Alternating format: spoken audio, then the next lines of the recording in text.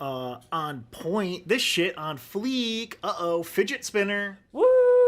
I still have my fidget spinner like on my little fucking shelf over there from fucking Evo. Yeah, you would. It was the would have a Evo fidget fidget spinner. spinner. Oh, that's right. I thought you said evil fidget spinner. I'm like, yeah, okay. No. Evil spork of doom. Haha. Random. Although it is the evil fidget spinner because it went into fucking Mr. Wizard's pedo money. I gave Mr. Wizard $10. Correction, I gave my friend $10 and he stood in line for me because I was gonna fucking do that. How'd you get him to stand in line for the? Oh, it was at the merch. Yeah, merch it was booth at like or the big whatever? merch store. He was already in line, and so I'm like, well, if you're already there. Yep. He got the last Evo ever merch. I mean, we still have Evo. We just had Evo. It's just owned by fucking Pokimane and somebody Sony. else. Pokimane invested in Evo? Yes. You know what? I guess we kind of are at that point where like the early Twitch big people are like actors, where like once actors get too old, they start investing in like alcohol. I like the and, idea that she's too old when she's like 7 or some shit. Aleks, she hit the wall. The wall. Even the nostalgia critics, the wall. Yes. All right. Oh, and we gotta fit in Uncle Dane, the Predator main. We'll bring it up. I think we'll just bring it up, and people will be like, "Why are they talking about Uncle Dane?" I feel with like no further I explanation. feel like going on an actual recording and calling him a pedophile is not a good look. We should probably not throw shit at randomly for no reason. Okay, but the reason is he's mildly annoying to me. Oh, he has a rule set in this video game that's wrong, in the game that's entirely built around having custom servers, game modes, and rule sets. How dare he? How dare he? Well, the problem is he wants to enforce it to everyone because he thinks he's right, and no, he's not. He's a fucking sex pest. Did he go to Valve and say, put this in the casual matchmaking servers? No, he made his own. Yes, he's trying to. He made his own goddamn server that he wanted with his own goddamn rules. Wow, Aleks, you really are a leftist. You're defending a child sex predator.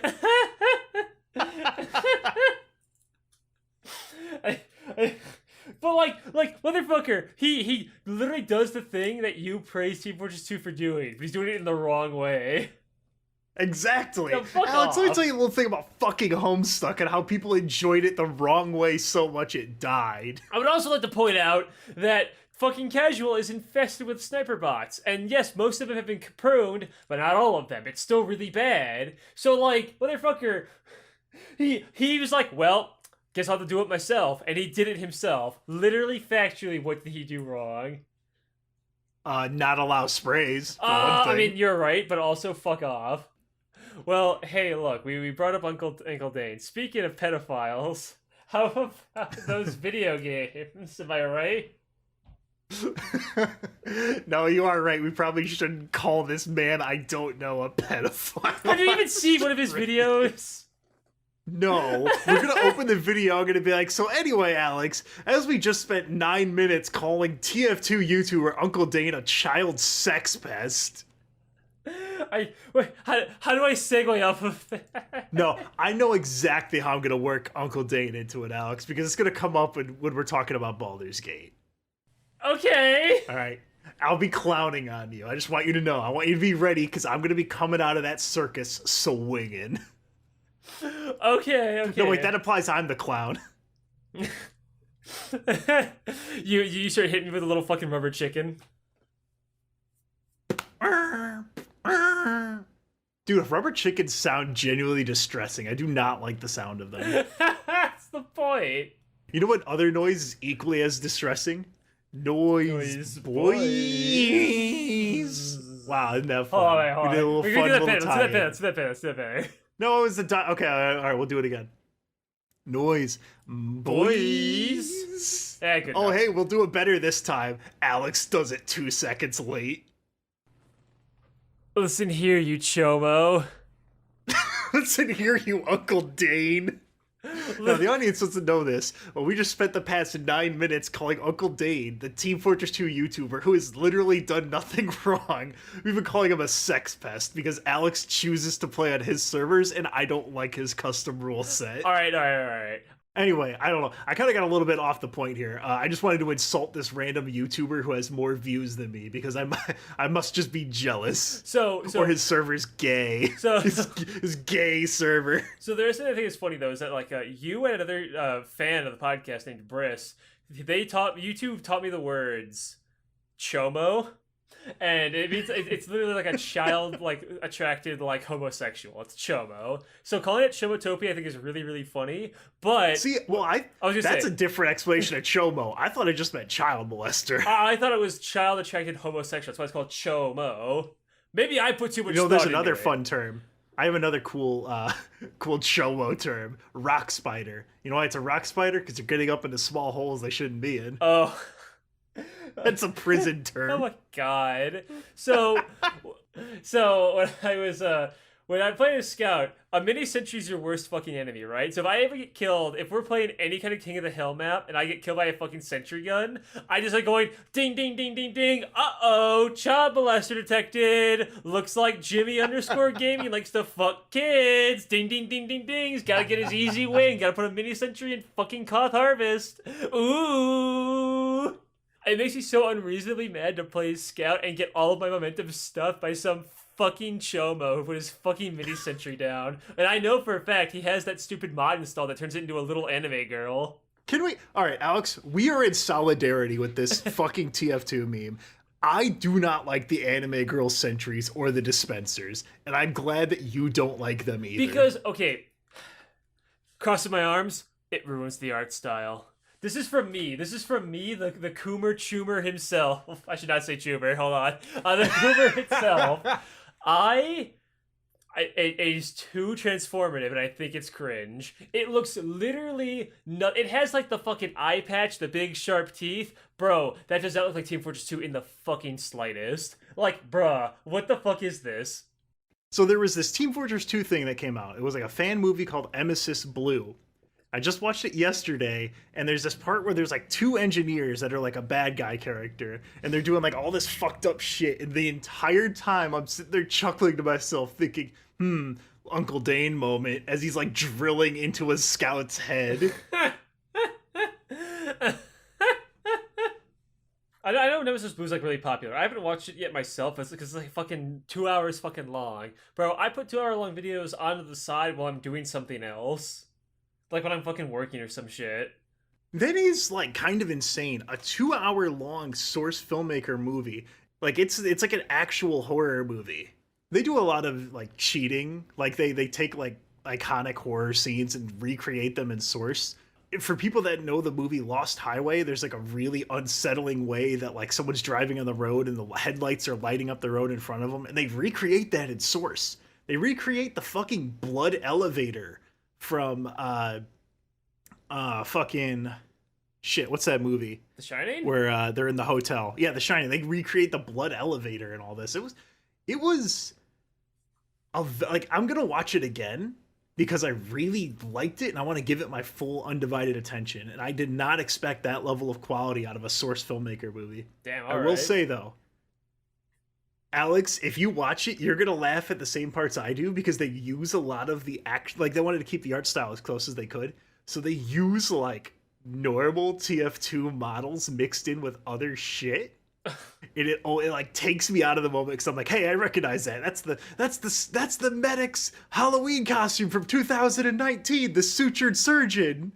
It's also when it's like in the middle of an important scene. Well, it's also like it's hard to like make a serious, or in this case scary, thing out of Team Fortress 2 because it's Team Fortress fucking 2. I know these are the funny shitpost characters. You can't make me feel any emotion. Comedic hard cut to that one like engineer like fucking plane Saxy video you sent me like 5 years ago, and you can't make me feel fear. That's not scary. That's the engineer. That's the medic. He's See, funny. Alex, you say that, but there is genuinely like 4 or 5 scenes in that I'm like, this is actually unsettling and pretty spooky. But what you just said, though, is that just from another movie?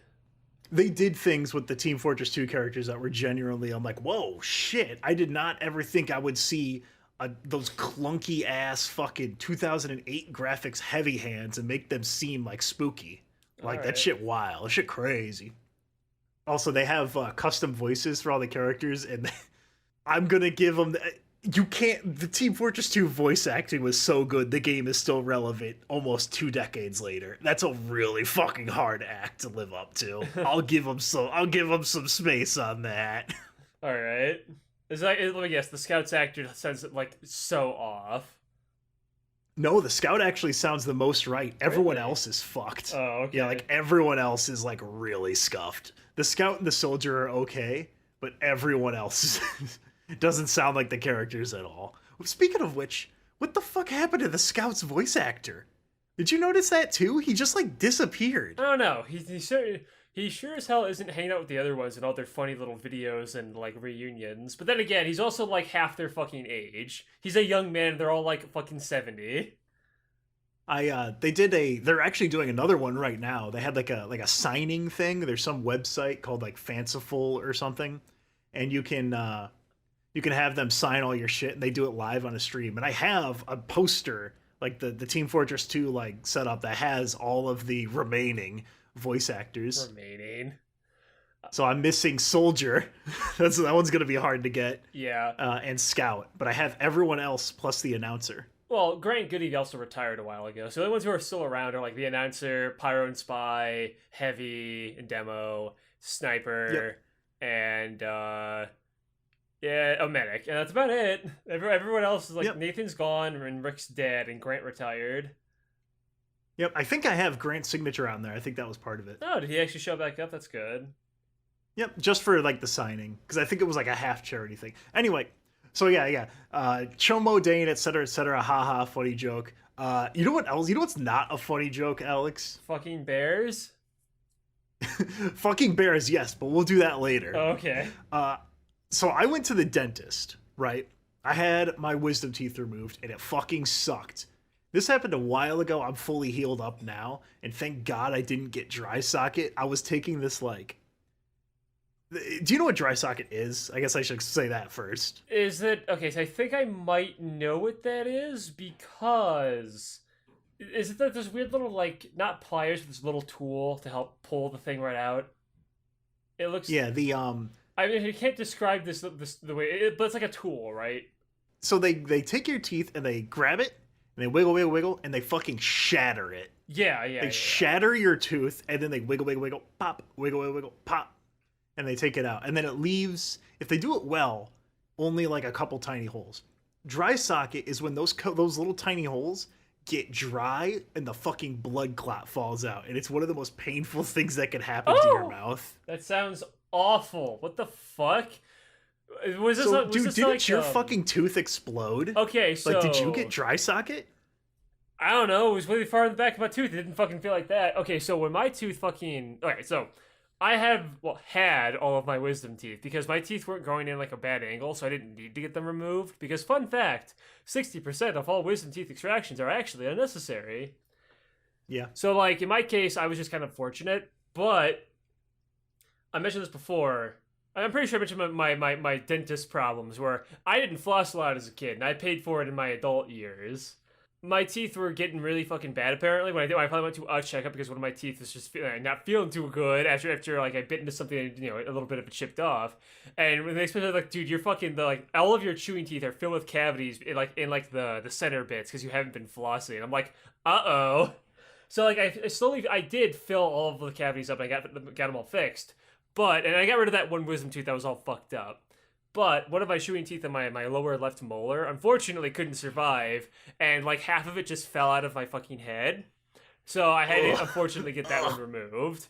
So I am missing one chewing tooth, but it's fine. You don't see it when I smile, so I'm good. And no, I didn't pay for a fucking replica because that fucking shit's expensive. I fucking work at a Walmart. But that's true. Honestly, if it's in the back of your mouth and it's not like a gap tooth where you're gonna have problems with food getting under your gums and shit, you're probably fine. I mean, I already never really ate hard food anyway, so like I'm totally fine. I've like once the actual like hole heals over and no longer like hurts to chew anything, it basically just it doesn't feel like anything anymore. It's one of the chewing molars. It's one of the big teeth in your mouth, right? So missing it is it is weird, but like, and also I've just been for the past God, how long has it been now? Almost a year now. I've just been constantly fucking fiddling with the open spot with my fucking tongue, like every now and then. See, okay, I'm gonna tell you something. So one of the scariest things that can happen to you at a dentist office is when they're deep up in there and the dentist goes, "Huh," and then continues working. So my dentist was a little odd. So I am used to going to dentists through Medicaid, which is like the every state has it. There's Medicare, which is federal insurance that's provided to people over the age of 65 and to people that are like real fucked up, like super fucked, right? And if you're super fucked and old, you get both. Medicaid is like the state version of that. It's just for like, usually it's for like people under a certain income bracket, right? So when I was looking for a dentist, right, my wisdom teeth were starting to give me really bad headaches because my mouth wasn't big enough, right? Like they're just like squeezing on things and it's just causing pain. So I was like looking at all these different dentists. I went to one up near Chicago and I went in there and like, so the last time I was in a dentist office was when a dentist office like this was when I was, I don't know, maybe 15, and I went up to Morris, which was near where you used to live when you were in Illinois. Yeah. And it was where I made Andrew Hussey on the Nintendo Wii in the doctor's office. And like I went in there and there's like all these tiny rooms and it didn't really seem that weird to me as a kid. But now as an adult, I went to a place like that and I realized, like I go in there and there's sticky shit on the floor. There was Pokemon cards. I don't know why there was Pokemon cards there, but there's Pokemon cards like tucked into like the wall. Like there was like this little decorative thing on the wall. There was a bunch of Pokemon cards tucked into it. And I realized I'm like, oh, this is a poor person dentist. That's why I went here when I was younger. And they like corralled me. They're like, okay, your room's over here. And I go into the hallway, which by the way, the door was also like triple locked. And they had the fucking screen in front of it like I was at a CVS in a fantastic liberal city. And they walked me past, like, it felt like I was at a Halloween horror show because I'm just walking past door after door after door. And they're all, like, rooms that are maybe twice as big as a computer desk. Like, you got just enough room to lay down and the doctor to, like, skirt along the edges. Christ, I counted 24 dentist office in this one building that was the size of like an Arby's. And they put me in this little room and I'm like, this is a casket. I need to leave. The dentist I went to was like not so bad. It was a nice little place. Like, I didn't want to go in there because I'm like, if I'm just getting my teeth cleaned, I don't give a, yeah, sure, whatever, fuck it. But like getting a wisdom teeth taken out, especially 3, I was like, all right, that's weird. I'm not going to do this dentist. I'll pay my $15 visitation thing and then just get the fuck out of here. Right? I drove an hour and a half to get up here and I'm just going to drive an hour and a half back. I call my normal dentist and I find out that they don't have dentists anymore. And I'm like, so what do you guys do? They're like, oh, we're hygienists. I'm like, what? Okay. What does that mean? And she's like, oh, well, we just, if we have a hygienist referral. I'm like, what does that mean? And she wouldn't answer me. So I was like, okay, I think they don't have any dentists. So then, Aleks, I remembered. So I sent you an image on Discord. I'm going to put it in the group chat. I want you to open up that image and tell me what that dentist looks like. Specifically his fucking haircut. He looks AI generated. He has the just fuck my shit up haircut. Yes, he does actually, doesn't he? So this guy, Aleks, now, do you want to? I dare you to take a fucking guess as to why I chose to go to this dentist. What about this dentist made me think, this man will provide high quality and comprehensive care? Isn't he the guy who's like a schizophrenic who told you not to get the vaccine? No, that was based Dr. Bobbert. Oh, okay, sorry. This guy, 20 years ago, he ran a radio ad I heard while driving to school with my mom, where it was the SpongeBob SquarePants theme song, but it was, are your teeth all a mess and you need some help? Call Dr. Ed Monroe. It was the fucking SpongeBob theme. So this man, 30 years later, I go to his office because of the funny SpongeBob, and you can probably find it somewhere. It's probably a lot funnier, in my mind than it was in reality. Speaking of which, okay, I have another schizo moment here, Aleks. Okay. Aleks, you would know if this is true. I swear to God, I heard on the radio once Tom Kenny, SpongeBob's voice, like calling into a radio show and swearing as SpongeBob. Oh yeah, he's done that before. He does it a couple times. Okay, for thank fun. God. No one believes me when I say that. Every time I brought it up, they just say, Tad, no, you're having another schizo moment. Ted, no, calm down. Just eat the bugs. Anyway, so I go into this doctor's office, and it is the complete opposite of, like, the Dark Souls 2 cramped-ass cavern I was in before. I go in there, and it's, like, brown. It's, like, wood. Like, real wood. Not like that fucking compression board shit. There's brown, black, and gold. And I didn't realize this until after my appointment, but literally every single one of the, like, non-dentists were white women wearing, like, black office lady gear under the age of, like, 23. Every single one of them. He had a cookie machine in the waiting room, Aleks, and glass. You had windows you could look outside in. I went in here, and my first thought was... I was gonna say, why don't you want to eat cookies before going to the fucking dentist, or after going to the dentist? I think it's just to, like, make sure he still has business. But my thought when I came in here, Aleks, and I looked around, I was like, this is too rich for me. They're gonna kick me out. That's how I felt going to Evo fucking an eon ago, where it was like at like this really nice hotel, and I was in my fucking jeans with holes in them. I'm like, bro, I feel like I'm way out of my class here. So now, Aleks, you may think, okay, Tad probably like went to this office and he's probably looking all right.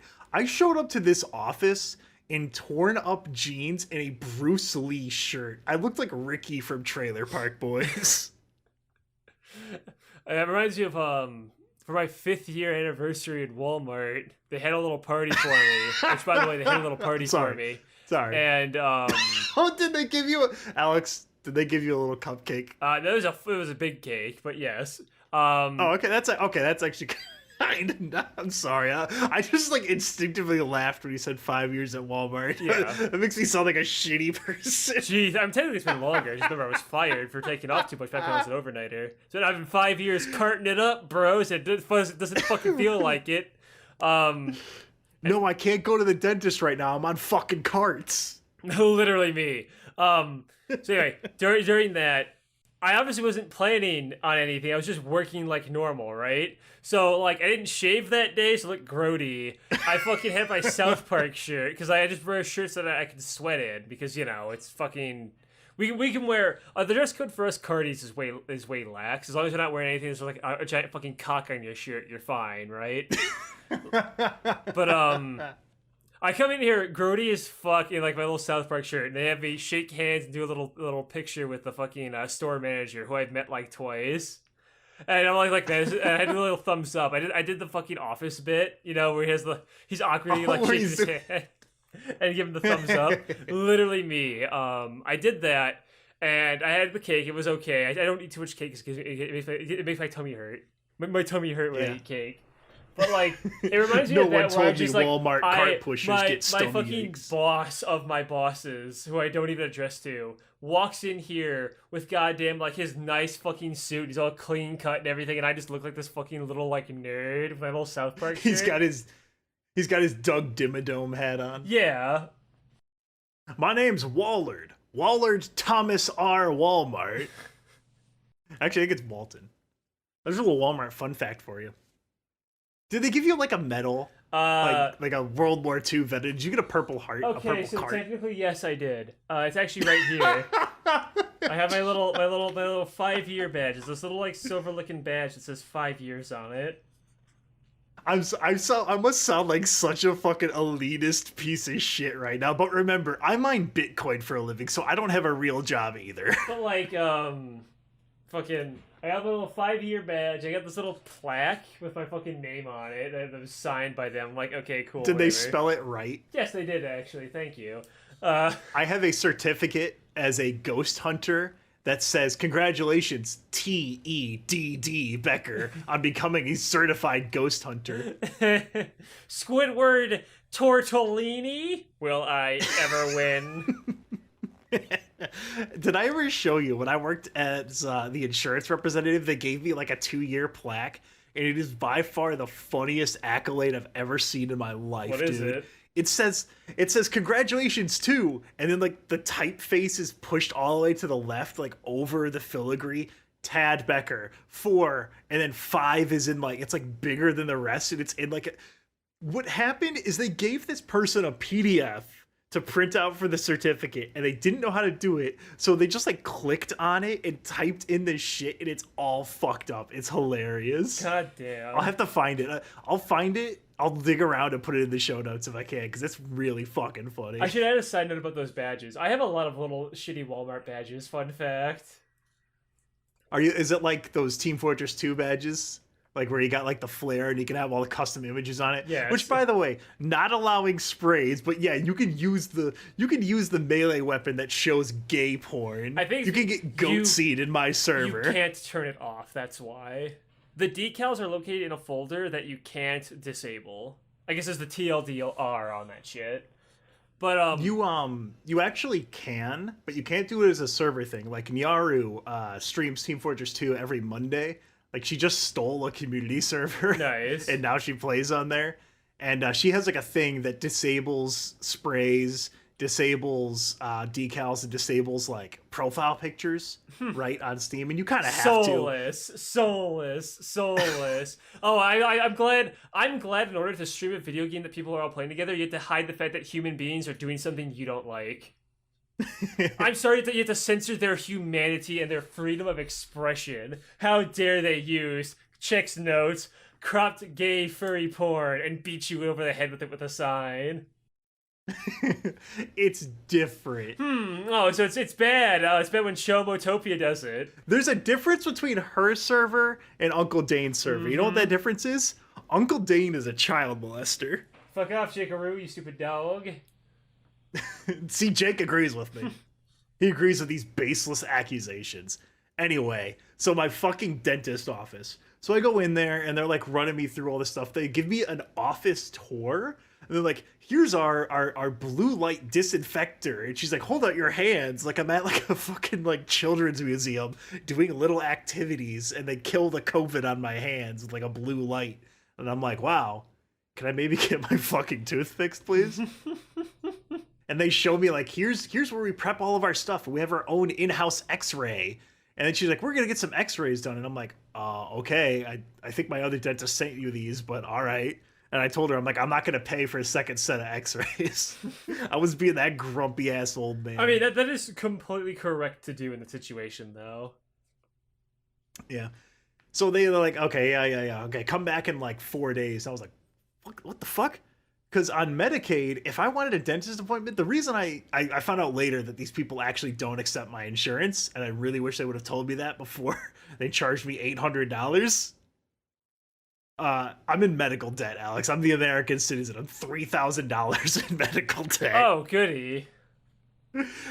So they're like, okay, come back in 3 days. I'm like, oh, cool, poggers. I come back after like the initial cleaning, and they're like, all right, we're gonna get rid of these two. This one's too close to a nerve, so we're not gonna touch that one. You have to go to this doctor in like a different city. I was like, all right, fine, I guess.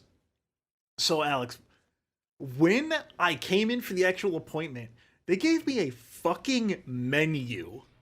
Yeah. Like I was at a fancy restaurant. The menu was like, do you want some Bluetooth headphones to listen to some music, or maybe a true crime podcast? Would you like a pillow or a heated blanket? And of course, I grew up poor, so I'm like, no, get this fucking shit away from me. If there's a mini fridge in my hotel room, Alex, I will fucking duct tape that shit. I'm never gonna chance getting a bottle of water out of there or making coffee using the coffee they put in the room. Never. Not even once. But the thing that really threw me for a fucking loop is for $400. They said that there was non-conscious, or no, it was conscious sedation. And I'm like, what does that mean? They're like, oh, well, if you're really nervous about getting your teeth done, we can do conscious sedation, and we have an anesthesiologist and all this. And I'm like, okay, what does it mean? Like, oh, okay, well, for $400, we can give you a Xanax. I was like, what? They selling these white bitches $400 Xanaxes? No wonder this dentist office is fucking filigreed in gold.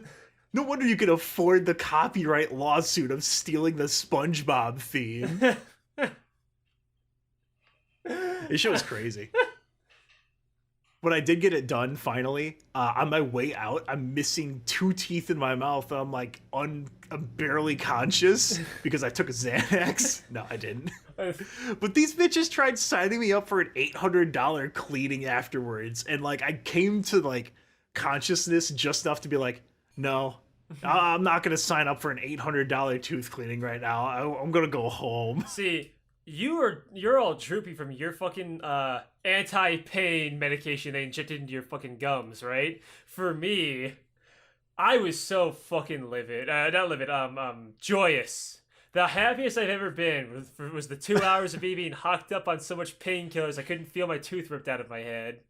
I was like, damn, I feel great right now. I went like on a fucking long walk. I was so fucking joyous. The world seemed so bright. And after I got home, I'm like, oh, so this is why people get addicted to drugs, isn't it? Aleks is like, man, those fentanyl zombies might be onto something. Quite literally, the only joy I felt in so many years was being hooked up on pain meds. There's a brief look into my life for lately. The machine elves were giving you their blessing. Yeah, basically. So, you guys are probably wondering, where the fuck have you guys been for the past, like, nearly a month? Well, for me, I've been playing Baldurs Gate 3. I played an unhealthy amount of RuneScape over the past few days. I'm kind of RuneScape. Fuck. I think I need to take a break. I've been 6 logged. Why? 6 log. Please, I'm sorry. Please explain to the audience what 6 log means. So a 6 log is when you've been logged into old school RuneScape for 6 consecutive hours and the game forces you to stop playing. I got 6 logged twice in the past 5 days. Jesus, what is there even to do for 6 fucking hours? Nothing. Catch sharks, Aleks. That's all I did. So, like... Is it any better, though, Aleks? I tried, a friend of mine convinced me to play the new, like, 2v2 League of Legends mode. I played it with him. We got absolutely shit-stomped. And then the screen popped. I sent you the fucking screenshot of it. Yes. But the screen popped back up, and I just see a twink rubbing his nipples at me. I've never been so mad at a video game. I was doing good too, and my friend just couldn't. Aleks, you know what's like really hard about playing Vigor? It's always someone else's fault, isn't it? Okay, so let me explain about Baldurs Gate 3. So, me and Ted have been in a spiffy. As many of you in our public Discord have noticed, I've gotten very schizophrenic lately. I've kind of lost my mind and become a fucking racist schizophrenic uncle. I have gone insane. Be quiet. A racist schizophrenic is speaking. Listen and learn. The gender ideology has done things to my brain that a sledgehammer couldn't. I have lost my mind. So I had this big spiffy with Tad where I didn't want to buy Baldurs Gate 3 because I had a bunch of gender shit. It had you were like the culture, the message is wrong because there's a scene in which you can have sex with a bear man that's played for a fucking joke with a squirrel that drops a peanut. Ironic bestiality is still bestiality, bigot. Okay, Aleks, but is that any more shameful than unironically playing fucking Fire Emblem? Yes. I will get to the Fire Emblem bit in a second. I need to fucking explain Baldur's Gate 3, because I have a lot to say about this fucking game. I beat it. I'm on my second playthrough, which is a dark urge, don't worry. So, but the message, Aleks! The message! Okay, so I still don't like it. Whenever I play character creators and I don't like this game. I'm on my second playthrough. No, I said the fucking character creator. I do not like the fucking gender fucking body type fucking pronoun selecting that like every created character does nowadays. It genuinely drives me insane. I honestly I'm losing my mind. I might just kill myself if I see this shit anymore. Please just stop it. I can't take it anymore. Critical Role and its consequences have been a disaster for the nerd community. The capitalist in me looks at it and I'm like, fuck, I can't blame them because I understand it takes literal no effort to do it. These changes are making so much money and all the other products that have been doing it, right? Well, it's like the other thing Wizards of the Coast did. And I know Wizards had very little sway over this game, just because they licensed the IP on like their own, so Wizards couldn't fuck the game up. But like Wizards has already done this multiple times, where they will take an easy way out that doesn't cost them any money to look like they give a shit. No corporation ever in your life will care about you or any ideology. It is just, what can I put in to get the most amount of money for the least amount of effort? That's always what it is. I understand why, because it takes nothing for me to put this into my game, and if there's a bunch of like angry people online that get mad about it, I get to play the card of like, look, I'm doing good by my game. I understand it. I don't agree with it. I think that if you have an idea for a game and a concept, you shouldn't change things like that. But I think we're getting a little off topic here. What was it? What about the gameplay? Okay, Aleks? so the actual gameplay is pretty decent. Like I swallowed my pride and said, okay, you know what? Maybe I am a little maybe I'm a little hyperbolic. If the gameplay is good enough, I can look past a fucking ideologically compromised fucking character creator. Fine. And so I played the game. And I was mostly just the most evil piece of shit ever, because I thought it was really, really funny. I was a druid. I'm a dragonborn druid guy, just being a good person and helping people out. But there was this one quest that I did that set me on this fucking path that I think you are gonna fucking love. There's a goblin who is captured, and I'm like, well, I'll just let the goblin go, fuck it. So, I didn't know, I don't play D&D. I think D&D is fucking cringe and gay. Most of my fantasy shit comes from, like, I watched the Lord of the Rings movies and I really, really, really was into World of Warcraft. I did not care for D&D, right? I didn't know goblins are just de facto evil. And I was wondering why Will disapproved of all of my actions about helping the goblin. Because you can bring your party and they will approve and disapprove of your actions. And the higher their approval rating, the more they want to suck you off. And so... And so I helped this guy. I'm like, hey, I'll just help the little goblin out. I mean, no conflict. Why the fuck not? I'm being a nice little druid. I helped the druids out. I stopped Korga from fucking getting rid of all those fucking refugees out of her fucking to keep her fucking enclave pure. And I stopped that. I got the fancy staffs. And as a druid, when you beat that quest, you actually get a special ending where instead of getting thanks, you are promoted to a thing called the Faith Warden of that grove, and you get a fancy staff for it. And that actually becomes It becomes a dialogue option later. Like you get tags for your character's like character sheet. So like I got the tag Faith Warden.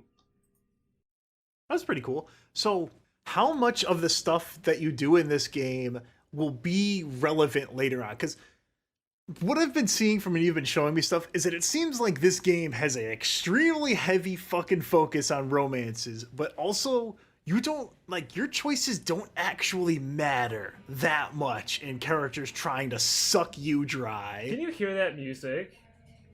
Yeah, a little bit, yeah. I'm gonna go tell Shay to turn that down. Give me a second, but I will answer that question. Alright, I took care of that. Now this room's a real cut closet. I can burn up in here. Anyway. To answer your question about the sucking your dick, so the romance thing. So your choices in the game do and don't matter. There are 3 acts, and all your choices are kind of separated into those acts, more or less. And then like certain things will come back later. So example, when I went and saved the goblin, I then she took me to the goblin camp, and what I didn't know is I was putting myself on the evil route and siding with the goblins. So after helping the druids out, I'm just fucking around in the goblin camp because then now I'm their friend because I helped out one of their own, right? And so they're not going to kill me on sight. And when I'm in there, they're all talking about this thing called the Absolute, which is like this evil cult, like god thing.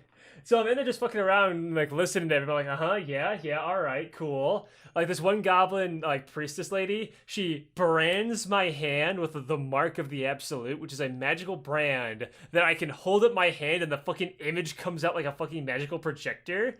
So like, this one guy was like, hey, what are you doing in here? Without saying any words, I look at him and go, boom, and hold up the hand with the fucking brand. And he's like, oh shit, sorry man, didn't know you were on our side. So like, that's kind of cool. So like, that's really cool. Do you know how often the brand comes up? Outside of Act 1, probably never. No, it never comes up after Act 1. There are $3 like prompts for it, but there is a gimmick. There's a shield and a little necklace you can get that if you are branded will give you an extra effect, which that's cool, I guess, but like it's all Act 1 shit. You're gonna replace it later anyway. So like being branded, it's cool, but it doesn't matter. And then like being the Faith Warden, I actually had a dialogue choice later in that, and when I met another druid, he was like, hey, what the fuck are you doing here? I guess like, Faith Warden, hold it right there, buddy. I'm a Faith Warden of the Grove and the fucking like the Sword Coast. Why don't you calm down a little bit? But no matter what you say in that option, like, you know how like RPG games will have like, you know, dialogue flag here, and then flag 2 response. The flag 2 response is a generic response no matter what you pick anyway, because she's still gonna be hostile. So like, there's flavor, but it doesn't actually change like from the point A to point B. A lot of it is just kind of fluff stuff, and you're gonna go from point A to point B no matter what. Most of the big changes come from Act 1, because Act 1 is the most polished aspect of the game. And that actually is very, very smart of them. There's a few games that I've played or seen people play where they have like these big epic moments that are related to things that you do, and they come up in like the second and the very end of the game. The majority of people who play your game are not going to continue past the opening area. There's a reason why the most polished part of Bug Fables is the first like 2 chapters, because those are the ones that is going to sell people on your game. That's the ones that you're going to see the most. Like, people are going to run through these as much as, you know, every single test is going to go through this opening area. Yeah, and and that's when people remember the most too, because like there's that thing about when you give a speech, there's the people will pay attention at the start, and then their interest starts to kind of dip and dip and dip, and then once you get near the end, it starts coming back up, because people like, there's little moments of paying attention, but like those are your height. That's when you have your audience's full attention. Yeah. But also, the thing with Act 1 is Act 1 is also kind of the longest, I want to say, because Act 1 is separated between, like, it's kind of segmented, but, like, there's the fucking, like, coast where the druids and the goblins are. Then there's the mountaintops, which is a short little side area, but if you go to it too early, time will pass and things will happen. And then there's, the Underdark, where all, like, the drow and shit live. There are 2.5 areas for Act 1 to explore. Act 2 is just the Shadowlands. And then Act 3 is Baldurs Gate, the city. But fucking, the romance thing. I actually have a lot of criticisms about the fucking romance, is that, they're way too fucking easy, so they don't really mean anything. Really? Easy? Now, who's your favorite, Aleks? Lae'zel, the 2-minute sex speedrun. There's actually a reason she's my favorite. Easiest lay at Baldurs Gate. Okay, you say that as if anyone else, like, oh, I'm sorry, it takes me 10 minutes to have Gale suck me off instead. Wowzers. Let me explain Gale. All right, hold on. I will talk about Lae'zel in a bit, because she is my favorite, but there's an actual reason. It has nothing to do with Kumology, the study of Kumain. I have to criticize the fuck out of Gale, because I think I kind of hate him. So the way the romance flags works is it's like, if you have been nice to them at all, they just want to fuck you so fucking bad. There's no sexualities. Everyone is just bisexual as fuck and into just fucking every 3-way and 4-way possibly imaginable, right? Now, I have one thing to say about that, right? Mm-hmm. So, being nice to someone immediately has them trying to fuck you, right? Yeah. So, my theory, parenthesis, game theory, end parenthesis on this, is that, and now this is gonna sound like some real gamer shit I'm about to say, right? Okay. But I think it's because there's a large amount of female writers for this game. Because think about it, Aleks. Now, I know this is a horrifying idea, but imagine if you were a woman, right? Awful, just terrible, L after L, right? If you're a woman, and I'm sure that you've seen this in online communities, if you're fucking nice to anyone, if you're nice to anyone in your Dota 2 match, the Bloodseeker starts typing sex in the chat after everything you say. If you are nice to a dude once, he's immediately trying to get up inside you. He's trying to be like Gale to you immediately. Do you know how bad Gale's romance is? Tell me more. They had to patch it because thousands upon thousands of people were accidentally running into his gay sex scene where he astral projects 4 copies of himself to gangbang you. What? Oh, Jesus. Okay. I didn't know that part. I knew that there was the accidental, that was the, you know, like that let me tell you about secret first episode, accidental Gale Homestuck roleplay. Because with Gale, it's literally just, whew, that was a tough battle. Got a long rest at the camp. What about you, Gale? I need you. every single time you're just even remotely nice to Gale, he just wants to go up in you. And I know this, like, okay, so when I did it, when I was streaming this for my friend of mine, when I'm being evil as fuck, I specifically led Gale on. He has this scene where you talk to him, and he's like, he kind of teaches you magic. It's actually a nice little scene where he's like, you do this little hand motion, go, whoa, and you think of a thought to project an image, and you copy the movement and do it, and you learn magic with your buddy. Now that's actually a nice scene. It doesn't have to be romantic though. You could just learn magic with the homies. You can have friends. Yes, you can do prestidigitation with the boys. Yeah, but like here's the thing. Doing that magic training scene, this is the scene that had to get patched because the dialogue choices were unironically like you would sit there with Gale looking at each other, projecting your thoughts through the weave, and you think of, and you have the choices. You imagine you and Gale making out. You imagine Gale and you walking along the beach holding hands. You imagine kicking Gale in the groin. You imagine Gale's head on a pike. Those are your 4 choices. You quite literally are either super gay for him, rude to him, or literally want to murder him. Thank you. Cool, thanks. I just wanted to fucking learn magic from the magic guy. You can't just think about playing kickball? You can't just think of like your adventure. You can't. You literally do kickball. I'm sorry. But like, so I thought that it's an RPG. I thought he was gonna teach me fucking magic spells. I came up. He taught you something, all right. Look, Planescape Torment will hide critical spells behind dialogue choices, like talking to your dead fucking wife and learning the raise dead spell for your allies so you don't game over. All right, I thought maybe if I talk to the fucking magic wizard man and update my journal, maybe I'll fucking learn this fucking spell, or he'll learn to teach me fireball. Maybe he'll teach me how to. Maybe he'll teach me how to shoot fireball and not show me poppers. But like, they had to patch that one out where you just like think of just like a normal like you and him on an adventure to like turn the romance flag off, because it was either just be nice, either be nice and fuck him, or beat him up. That was it. So thousands of people run into this problem. Now, I initially, because I was streaming it, I'm like, well, I have to pick the funny option. I astral projected homosexual thoughts into my friend's head because I thought it was funny. So like, I purposely led him on. But what I didn't know is how many people were getting caught up in that scene. And so later on, even my friend who didn't do that scene, because he saw the choices, he was just in the Shadowlands in Act 2, and he just did like this nice thing for Gale where Gale, he has this cursed orb in his body that's gonna explode, right? That's part of his story. And you feed him magical items to sate it. That's why in that image, he needs to eat your shoes. And so, you do these nice things and send him on this little quest. And he's like, I'm so glad you're here for me. The nice things you do for me just make me want you even more. And my friend was like, what? My friend who was streaming, who is not gay in the slightest, who has only been romancing Karlach the entire time. He has said no to everybody, including Gale, and Gale just came on to him. But then there's another scene, and this is what got everyone to kind of turn on Gale all at the same time. If you pick a romance, like in Act 2, you lock in a romance, right? You say like, this is the person for me, and like everyone else like, fucks off, right? They all have a line of dialogue saying like, oh, I see you tied the knot with so-and-so.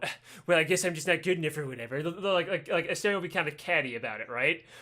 But Gale will approach you with tears in his fucking eyes about saying like, I see you've chosen another. I'm sad I was the last to find out.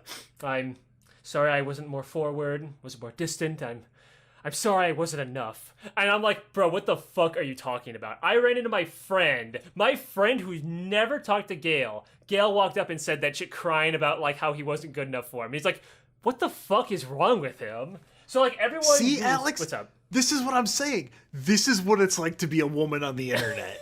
Like, if you join the fucking voice chat and watch someone play RuneScape, right, for like 10 minutes, and then you go off on your own, and then you'll get like a flood of DMs about, I'm sorry, I'm not good enough, I might as well kill myself. Hey, this is Discord user's brother, he killed himself, aren't you sorry? Hey, this is their mom, they both killed themselves, please respond. Please respond. I sent you Discord Nitro. Fucking, okay, so you're probably right about that, but I had another theory. I think his romance flags were just bugged. And so, like, if you were just nice to him, and even if you never talked to him, it would just automatically flag him as being a romantic interest in you. That makes sense. Because wasn't this game is very, very buggy, and I ran into a lot of bugs myself. including these romance options. So when I was in Act 2, I'm not bad at video games. I played initially on normal, and now I'm on a tactician run. But like when you play Dungeons and Dragons, because that's what it is, it's D&D. You have spell slots, and they recover either from a short rest. Sometimes, if you're a sorcerer, you'll get some actions from a short rest, some from a long rest. 90% of them are going to be from a long rest. If you're a caster, you're a sleepy fucking boy, and you gotta fucking get your magic. Like, oh, I casted 2 fireballs. Well, because I can either hit shit with my staff for the next 10 hours, or I can go to fucking sleep. Right? I'm so eepy. But like in D&D, you don't want his long rest everywhere because, you know, the DM's gonna fucking throw out a fucking null ambush. A null's gonna vibrate through the walls and fucking diddle you in your sleep, right? So, like, I was thinking D&D logic of, I shouldn't long rest everywhere. I have limited supplies, and someone might ambush me. Okay, so, in normal mode, you have so many fucking supplies that I had, like, 600 supplies. Alright, it costs 40, by the way, to full heal and fully rest. But also, there are no ambushes. You will never be ambushed in your sleep. I cleared out one room of a dungeon, long rested to get all my spells back, and continued the dungeon. No, there's no penalty. So there's no reason not to... Is that happen in hard mode, though, where you get ambushed in hard? You do not get ambushed in hard mode. However, enemies are stronger in hard mode, so you're going to expend more spells, and resting is double. It's 80 resources. So while, like, you can still rest wherever, 80 eats through your supplies a lot early game. So, like, it is a lot more... It's more balanced in hard mode. However, there's the level 5 power spike, where once all your combat classes get their second combat action, and if they have action surge because you're using fighters, the game stops being hard even on hard mode. I went from, like, every fight... Because, like, enemies also in hard mode have cheated rolls, because, of course, they would, so they crit like crazy. But, like, I went from, like, whew, that was a tough fight, to, oh, guess that fight's over.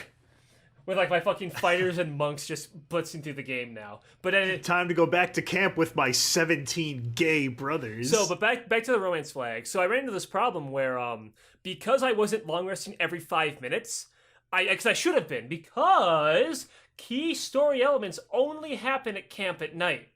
So if you're like me and you're like not bad at video games, but also you played D&D at least once, even though I played it for like, 2 sessions because I thought it was kind of gay, I immediately know, oh, I shouldn't long rest all the time. So the story scenes and romance options will start to stack up in a queue and start bugging the fuck out.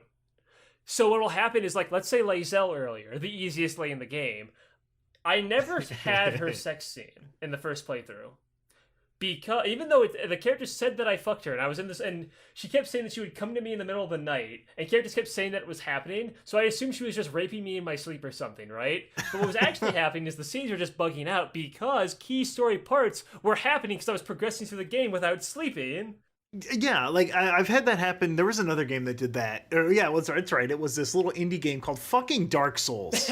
Like, oh, I'm sorry. You didn't kill your 5th skeleton and then go back to every single area of the game and talk to every NPC again? Sorry. Guess you're not gonna see patches in the pooper scooper helmet. Sorry, you can't do this in your New Game Plus run now.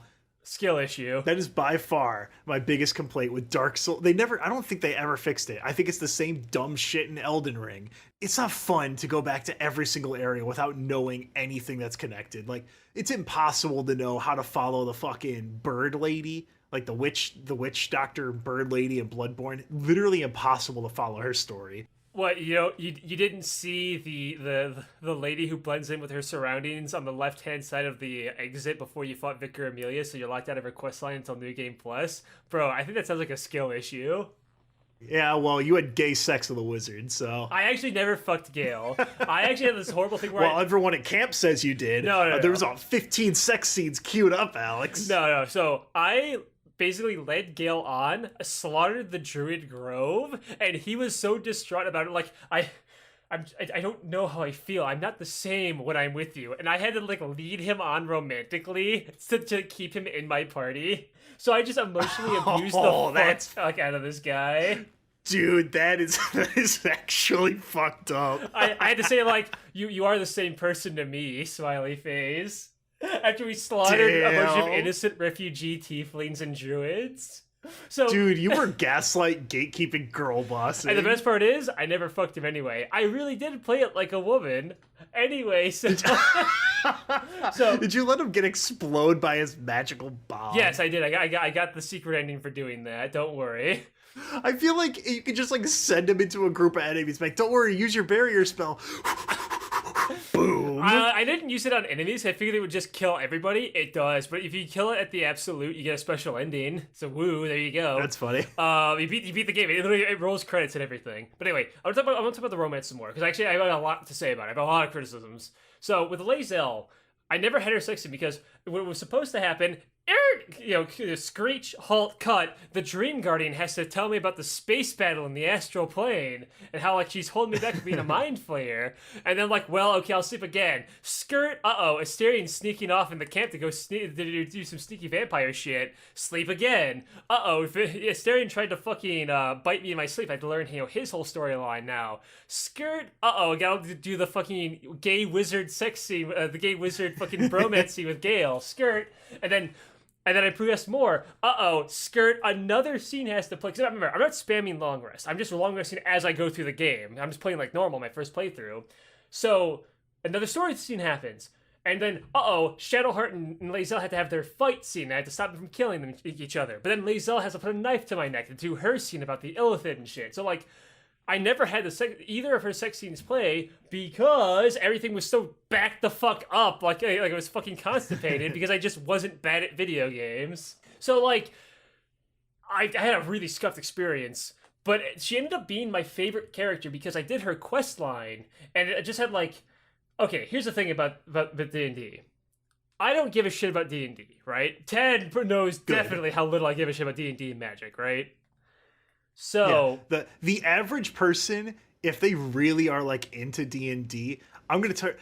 So I thought I sounded like a bit of an elitist before.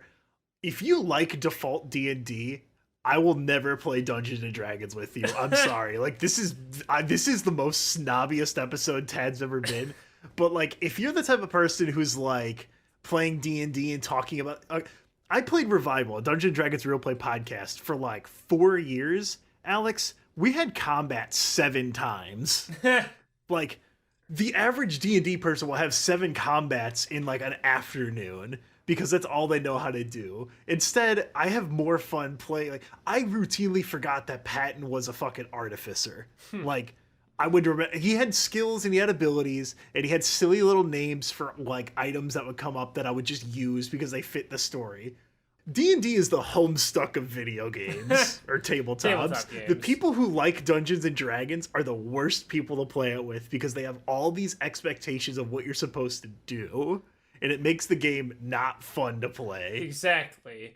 And so, like, I never cared for D&D. I tried to get into it once, and I think I mentioned the story before, but I'll say it for new viewers. When I was playing with Alba, and when Alba put on the funny goblin voice as part of the roleplay, I'm like, oh, this is so gay. This is so fucking gay. I have gay porn of the Final Fantasy cat boys on my computer that's less gay than the funny goblin voice. I don't want to be here anymore. I want to die. I don't want to be here anymore. So I killed our session. The fucking head off. I can't. I keep telling you, I can't. So like, I don't like D&D, but when the ex-Star Wars fan learns the lore of the sci-fi race in D&D, let me tell you about the Gith. I thought the Gith were the ugliest things ever when I looked at that character creator screen. Then I hit up the Kresh, and I was like just reading their little like, lore books on their shelves, right? And instead of books, they have these discs that project like a big hollow sphere with words on it, because, they're aliens. And I'm like, okay, this is kind of neat. And it's like, it was reading like, and so the traitor Orpheus, the so-called Prince of the Comet, dared to fucking stand against our rightful Lich Queen Vlaakith. And like, we cast him down into the abyss and shit. I'm like, wait, hold on a minute, let me read this. Hold on, this is kind of cool. And I'm talking to the Gith, and they're like these really like hyper fucking violent warrior people, even though they're weird, gangly like bat people, because they like, we don't have time for these frivolous games. We have to train to fight the Gake. And the Gake are the mind flayers. Because these guys, the Gith, have been enslaved by the illithid. The illithid, what they do is they kidnap people, put the brain parasite in them, you become a mindless zombie for a bit, and then you explode and turn into a mind flayer, right? Well, correction, the mind flayer grows out of you, you're dead, and a soulless mind flayer takes your place after, like, consuming your memories, right? So, okay, like a like a zombie virus thing. Like a zombie Okay. virus, or like a chest burster from Alien or something, but like it's just your whole body. But like they reproduce their parasitic like reproduction cycle, right? And but they have these super psychic powers, and like they're all psychic based and shit. But they'll run into races and things that are immune to their psychic advances. And like the mind flayers have a lot of psychic magic. But if they hit something that's immune to it, well, they're just a squid man. Like they literally don't have. What are they weapons. gonna do?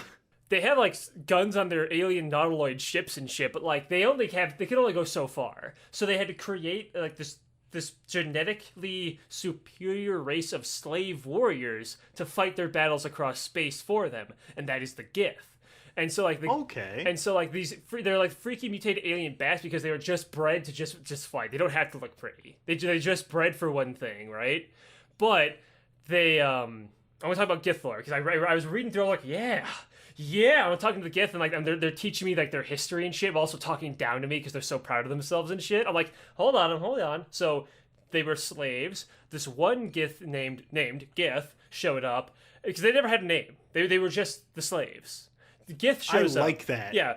It's like clone troopers kind of like breaking off to become their own thing. Exactly. And so they do reproduce like normal. They're not clones, but like you get the idea. They're literally just Oh yeah, she reproduces all right. But anyway, this one called Gith shows up and she leads a rebellion against the fucking Gake, the mind flayers, and they succeed. They take the weapons against, because they're literally bred to be like these super powerful warriors to against these guys who aren't super powerful warriors. They just 180 and just go back to the fucking squid people. Because again, the squid people can only do so much.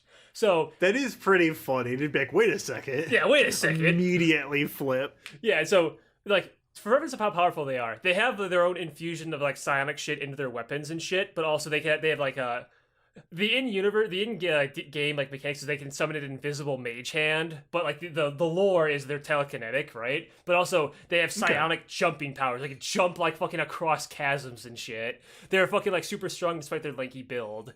And so they fight off the squid oppressors and kick them off on their new planet they have completely to themselves. And they're like, yeah. And so like, well, now what do we do? And the leader Gith, who became now is their like warrior liberator queen, she's like, well, hey, how about we do warrior stuff? Yeah, woo, yeah. And so they basically just do what they were already doing of just going to planet to planet, beating the fuck out of people and stealing shit because they don't know anything else.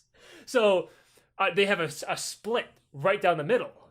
So a guy named Zerathim, it's Zerthamon. Is it spelled with an X? No, it's a Z. Zerthamon shows up, and he's like, well, hold on a minute there. We just liberated ourselves, and to do what? Just to keep being warriors and just pillage things? No, that's stupid. We gotta, meditate and discover who we are as a people. And the people themselves actually, they do kind of agree with Zeramon, and they have this little bit where they name their race after the liberator queen. They call themselves the Gith. But this faction starts to split off because they're like, well, hold on, we don't want to be warriors and just pillage people. That's kind of rude. We've been doing that for like thousands of years. We should be free to do what we want. And so these guys call themselves two different factions. The githyanki, which are the warriors of Gith, and the githzerai, the enemies of Gith, because the Queen Gith does not like the Zerathmon and his followers don't want to fucking just be basically slave warriors, parentheses, free, and just pillage across the galaxy as space pirates. And I've showed you art of them. They literally ride giant, like, space fucking, like, pirate ships, like fucking Treasure Planet, across the stars and just pillage people. So, like, they have a big civil war. It destroys the planet, and they split off. They live in this thing called the astral plane, where time passes, like, I don't want to say it doesn't at all, but it's like so fucking slow that it might as well not pass. That's why someone like Gith has lived for like thousands of years under the illithid, right? So like, yeah. After doing all those things, the githzerai fuck off and say, all right, fine, have your destroyed world, live on the dead body of a 6-armed god. I don't care. We're gonna go to our own plane of existence with blackjack and hookers, and it's called Limbo. And in Limbo, matter itself is created via pure thought because beings aren't supposed to necessarily live in limbo. So all the githyanki, the githzerai go there and they just fucking like cross their legs and meditate for fucking eons and become fucking like martial arts monk masters through only their thoughts. And so they create cities out of matter that is just completely by thought. The way that limbo works is that like you'll have a rock that'll shatter into water that'll catch on fire, and then like the smoke will turn into snow. Shit just keeps morphing in there, and you can control it with your thought if you're good enough. So these guys fuck off into their own plane of existence and just meditate and create their own like paradise essentially. And they only leave limbo to fuck with the githyanki, because even though they're like they're like a truly neutral race and live entirely on their own, they still hate the squid people because they enslaved them, right? They still hate them. They'll help somebody like. The way it's worded is like, if a githyanki is pillaging you because they need your shit to go fight squid, like, oh, we gotta go fight the squid people. I know. Those guys down there have like a bunch of food. Let's just go steal it from them. The githzerai will come and save you. Not because they're good people and they like you. They just hate the githyanki. They just don't want the githyanki to be happy. But like, when I was reading, I'm reading, I'm like, yeah, this is awesome. Whoa, limbo sounds so fucking cool. Whoa. And like, I fucking loved them. So I completely turned on these ugly ass, disgusting, fucking rude fucking people. And now all I do is say shit. Like when my friends say they don't like the githyanki, I call them an istic, which is what they call non-githyanki as a slur. That's a slur. This is something that I was a little surprised to hear about. So D&D fantasy, right, is from like the 80s. The Forgotten Realms has a bunch of real like, you ever see the movie Revenge of the Nerds, Aleks? No, I have not, because it sounded fucking cringe. Okay, well, the Revenge of the Nerds was an 80s movie where the main protagonist commits several acts of rape. Nice. And it's seen as like a funny joke. 80s nerds were built different. They were built much fucking worse because they were all like socially stunted fucking creeps and weirdos. The Forgotten Realms has like a bunch of creepy 80s shit. Like there's whole rape cities. And like the drow are all like BDSM, like directly BDSM, leather queens and shit. Because the people that were making it were just like those, they're just creeps, right? Yeah. They were creeps. So part of that is you have D&D like fantasy racism, because it's just like, all right, what, like, okay, it makes sense. Yeah, you got fantasy racism. That's fine. You got warring factions. Yeah, you got the elves and the dwarves hating each other in Lord of the Rings for a while. Okay, let's just do like a lazier version of that. Yeah. This is part of like what pisses me off about like D&D people, is that they never question any of these really bad ideas in the formation of Dungeons and Dragons. There's a lot of shit like that, and I fully expected Baldurs Gate 3 to be like everyone's doing like kumbaya around the fireplace and having tons of fun, and no one hates another race just for existing. Apparently it's the fucking opposite. Like, well, I mean, they will just slaughter you for being a goblin. So like, well, goblins eat people. Like, you run into a goblin. Not all goblins. You run into the goblin, like, camp, and then one guy was like, oh, you like the new duds I got, mate? They're like the Cockney or whatever. I'm like, yeah, it looks pretty nice. Like, thanks, I stripped it off of that dwarf over there. And you look over to the barbecue spit, and there's just like severed limbs of a dwarf cooking on the fucking spit. Like, they eat people. Like, they're evil. But anyway, like, I feel like hating goblins is good, but if you play as a drow, because drow are like an evil race because they all worship a big evil spider god. If you play as a drow, they'll go, oh look, it's one of them driggers up here in the sun, huh? Guess the cave got a little too cold for you, didn't it? And they'll just treat you like shit. Part of my my Gith redemption arc though is like, Lae'zel's quest is like, okay, so they're all super loyal to Queen Vlaakith. Right, she's this super powerful Lich Queen that rules in that fucking city of the six-armed dead god, right?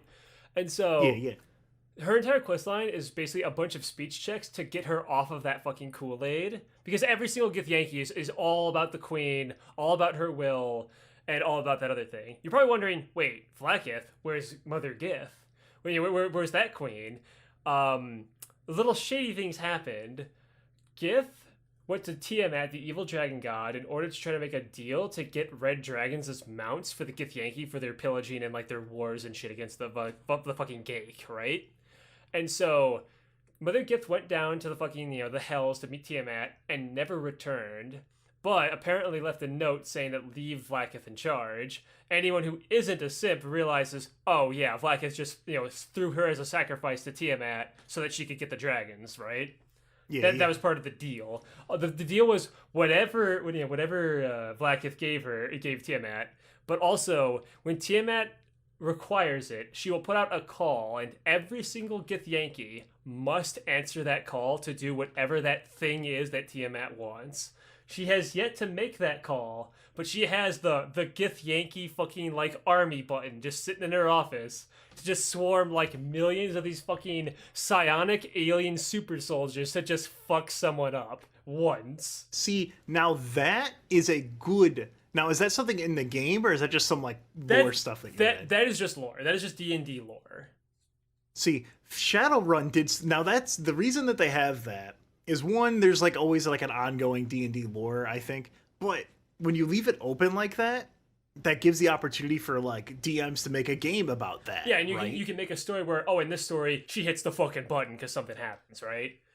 Yeah, Shadowrun did that in one of their newer editions. There's dragons in Shadowrun, and one of them, I forget his name, but he just thinks humans are cool, and he has a podcast.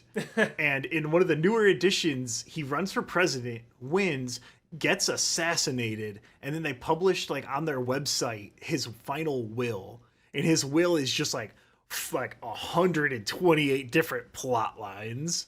My favorite one was there was a guy who used to he basically ran Ghost True Capitalist Radio, and this guy used to call in and just harass him and be a troll.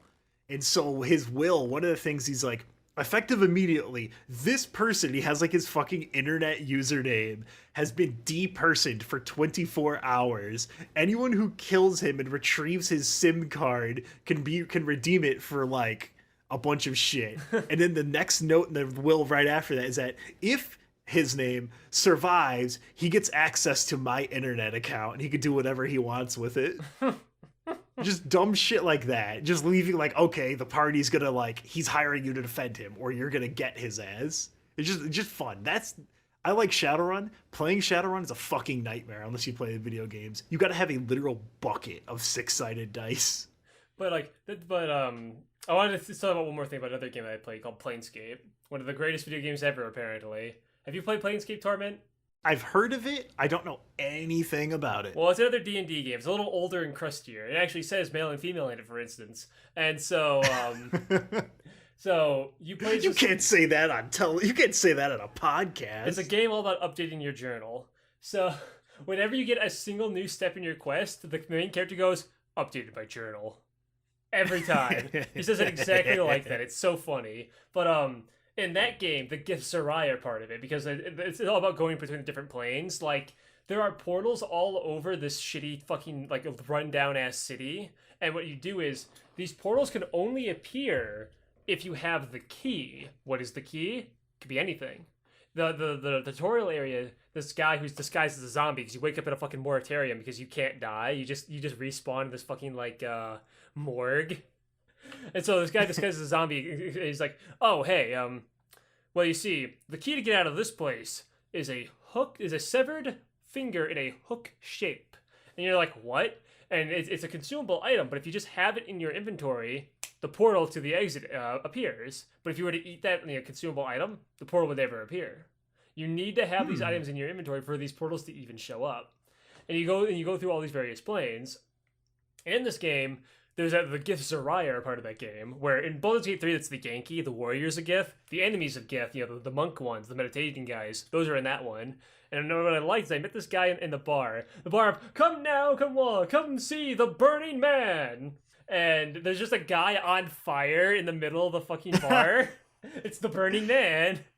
And so I imagine he's doing cool. Is he just a dead guy slumped, or is he doing little dances? He's shaking in pain that he's on fire.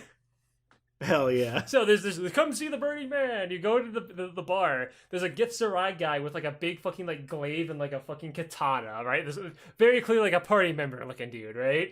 And so you talk to him, and he's every time he says the word "know," as in to know something, KNOW, it's in little he puts little italics next to it. He's who are you? I don't seem to know you very well. Do you know this place at all? And like, and you go like, why the fuck are you saying it like that? He's like, to my people, knowledge is everything. To know something is for it to exist. For if in limbo, if you do not know, the material simply isn't there.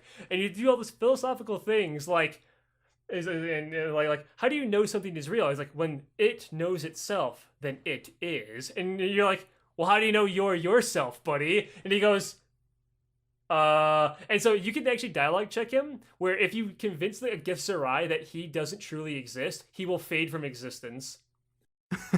He does the Tyler one. Yeah, but like you're talking about the city. Like this city is wrong because it doesn't know itself. It is rotten and decaying and dying. And you go like, well, hold on a minute there, buddy.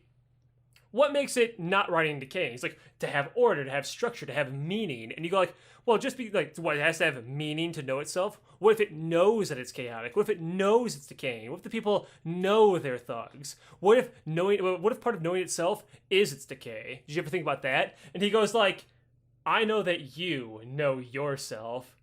I'm in. And he joins your party.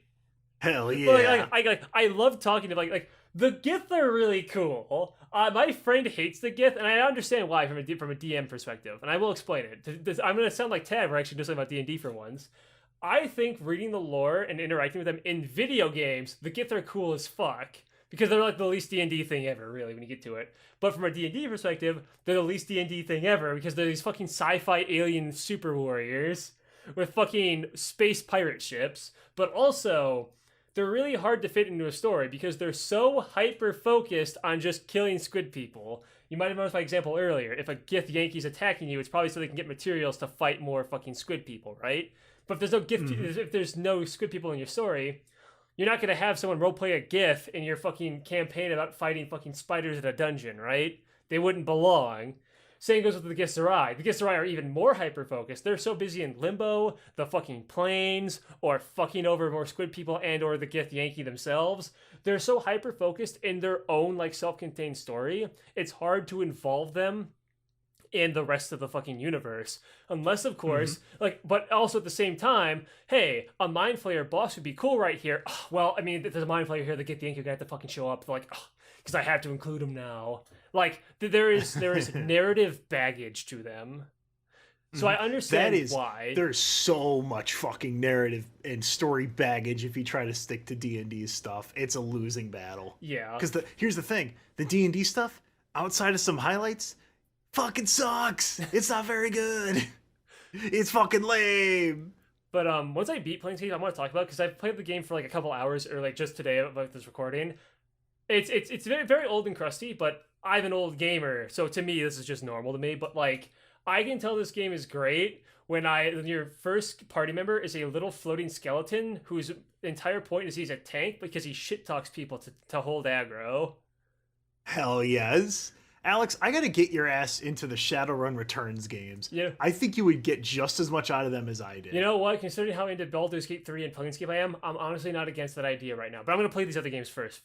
But I want to go back to Baldurs Gate 3 because there's something I really want to talk about. I'm kind of dancing around because I just got so absorbed with how cool the fucking gith are. I am githpilled, all right? I'm gith gaming. So, it's ticks not allowed. But, Gith gaming, no squids. So, the way the game's writing works is because things don't necessarily matter, it feels kind of annoying to, like, do things, but there's a couple things that matter. If you're evil and you attack the village, you get a party member named Binthara. She's like this drow lady, because, she's evil. You get her for being evil.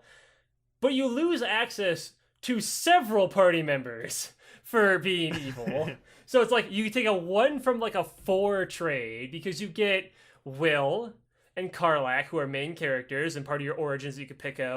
Also, by the way, if you're too fucking nerdy to make your own character, you can pick an origin, which are any of the party members, because you can just play as them as characters. Oh, wait, so you could just play as fucking Astarion and shit? Yeah. When it says, who are you? You can create a character as the default, but you can pick the origins. And the origins are, Will, Gale, Astarion, Lae'zel, Karlach, fucking Shadowheart. I actually kind of like that. Yeah. that you could just play as your party members. That's actually kind of sick. And also, the story is slightly different if you are playing as them. You will have, like, most of the dialogue, like, 90% of it's going to be the same, where your character's just, dialogue prompt, your character's just dead silent and just picks a dialogue prompt, right? You do kind of lose the idea of, like, if I'm playing as Shadowheart, I won't have Shadowheart on my left doing witty retorts every time someone says something stupid, right? I do miss on that, but I gain additional dialogue options and different quest paths because I am a priestess of Shar. Example, in the Goblin's camp, underneath it is a temple of Shar, the god she worships. So she'll have different investigation dialogues for trying to find the temple of Shar, because from her perspective, she's not after the Goblin Village because she wants to be a good person. She's after the Goblin Village because of the temple of Shar under there. She'll have a slightly, like, you're still going to the Goblin camp and killing the fuck out of the goblins, right? But she has a different motivation and slightly different dialogue for it.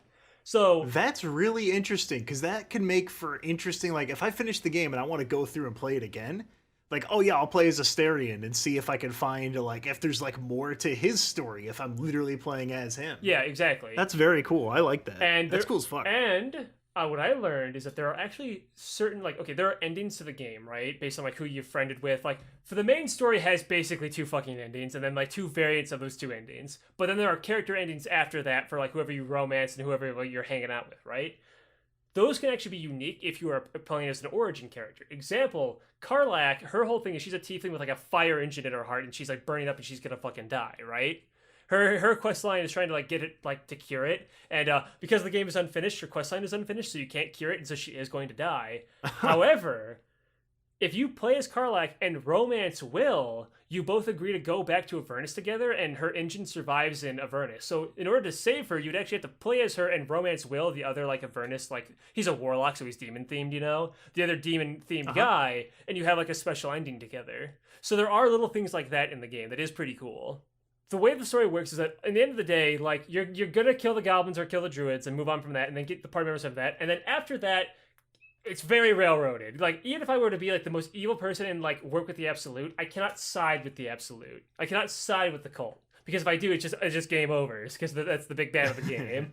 I have to fucking, like, no matter what, I have to assault Moonrise Towers, and I have to wipe out the cult. And I have to fight Ketheric Thorm. No matter what. And then, like, after that, I have to go to Act 3, and I have to deal with the other 2 Netherstone people, and I have to fight the Brain. I can murder hobo my way through it, and it's funny, but I have to do this at the end of the day. And because of that, the dialogue choices stop mattering after part 1. So, like, there will be little things that happen, though. Example, in part 1, you save the tieflings. There's this wizard tiefling named Roland who really wants to get the Baldurs Gate, the city, not the game, and apprentice under this really powerful wizard named, like, Lorconan or some shit, right? Some elf name. His name, I'll call him Larry the elf. And so, if you save him through Act 1, save him again in Act 2, you'll go to Act 3 and he'll be in the wizard's tower as an apprentice, and you'll notice he'll actually have bruises on his face, because the apprentice, the wizard guy is a fucking asshole, and just beats and smacks him around because he doesn't fucking, like, do magic, right? Because Roland is not a very good wizard. He's trying to show off and be really prestigious, but he just, like, just watch and be amazed, and he'll do, like, little sparks and shit, which is, like, nothing, because you can fucking throw fireballs for just being an elf, right? He's not good at what he does, but he wants to be. So he gets his ass kicked at the fucking tower. But then, if you saved another person in Act 2 called the fucking Night Song, who's this fucking really gay fucking angel lady from the moon, who, upon saving her, says, "Thank you for saving me. I'm not going to have gay sex with my wife now." Actual dialogue, by the way. I sent it to you. I'm gonna go have sex with my 3 girlfriends. We smoke weed, cigarettes. They're called bunts. This, but unironically. So she goes and has gay sex, and helps you in the chapter 2 boss fight. But then she'll hang out in your camp and just constantly have gay sex with her little girlfriend, who's like this little goth girl, and totally not some weird self-insert shit going on there. And because she has, like, this immortality power, a wizard can, like, put her in this chain and drain the immortality out of her. They can't kill her, but they can turn her into, like, a phylactery, basically, and become immortal themselves, right? So Larry wants to do that to her. So you have the dialogue choices. After you save her, you can bring her up to Larry and beat the fuck out of Larry with the Night Song. But he will call on Roland for help, and Roland will say, "No, fuck you, and he'll side with you and beat the shit out of the wizard guy, and then he'll become the master of the tower. So there is a little, quest that's not even like he doesn't have a quest, but it's just like a long chain of like these basically hidden quest objectives to take Roland to Baldur's Gate and basically promote him to being like a super wizard. That's really cool. I like that. That's the only time that happens.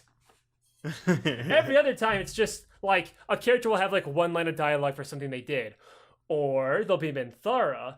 Minthara, the evil lady, for your reward for being the evil route in the Goblin Camp, she will have no dialogue in Act 3 because she's very buggy, because nobody played the evil route, because there's no reward for doing so, so nobody playtested her. So when I go to talk to her, whenever I talk to a party member, they'll be like, they'll say like, dialogue flag, oh, event just happened, I'll do a quick retort about it, and then go back to my normal dialogue loop, right? Mintharas will not play, and instead both of you will just A-pose at each other. The camera will not zoom in. You'll just stand there looking at each other like RuneScape characters for like 10 straight seconds, and then it'll cut in into her like normal dialogue loop because the audio file that's supposed to play there just isn't playing. She just doesn't work. That's funny. And so that I was so disappointed when I got there. I just had this party member I couldn't use because like, why use the buggy one that doesn't work and doesn't have dialogue when I could bring in the main characters who all of their quest lines are all finishing up right here, right? So like I wiped out all of these druids for nothing, basically. This game seems like it's really buggy, and nothing kills my enthusiasm for a game harder than like just losing any amount of progress usually fucking gets me if it's like a story game. Like another example, I got a fucking CRT. I got it from the garbage last week. Nice. It had a big fucking spider, and we popped it, and it shot juice all over my wall, but that's not important. Okay. What is important is that I have an EverDrive, which lets me load up like ROMs and ROM hacks on like a real N64. And I was playing like a Mario Party 3 ROM hack with like custom levels and shit. I was playing it, I was having fun. One of the NPCs got to a boo, and the game crashed, and I felt like I deflated like a balloon. I was like, I don't want to play this anymore. Yeah, I can't fucking see. I want to rip the head off, etc., etc., etc. I only ran into one crash during a boss fight, and that was my only crash in the entire game. That did suck, but it only happened once. Most of the bugs in that game are just things not playing correctly, event flags bugging each other out and skipping over each other. Basically, your bugs are going to be missing content rather than losing content, which, give or take, how so good that I'm gonna wait until there's like the first major expansion, because by then they'll probably have all these major bugs attended to. And doesn't the game have online co-op? Yes, it does. I haven't actually played it yet, despite all of my friends playing it, because they're all doing their first playthroughs, because they want to play the game and do the story before we start fucking around as 4 halfling barbarians.